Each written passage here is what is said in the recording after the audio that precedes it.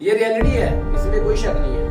तो आपने ये कोशिश करनी है कि अपनी जिंदगी में असूल बनाए, चाहे कोई छोटा है चाहे कोई बड़ा है, उसको सलाम जरूर करें। किसी को याद रखे, सलाम पेश करना एक बड़ी अच्छी है। हम ना करने वाले लोगों की पहचान और उनका एटीट्यूड पता है क्या होता है, वो किस वजह से इस चीज को एक्सेप्ट नहीं करते, उनकी गर्दन में सरिया होता है। और ये अकड़ की पहचान है, और अकड़ना मुर्दे की पहचान है। आप तो जिंदा लोग हैं। तो जिंदा लोग हमेशा याद रखें, झुकना पसंद करते हैं, और जो झुकना पसंद करते हैं वो सीधा खड़ा होता है। एक चाइनीज लोग आज दुनिया में,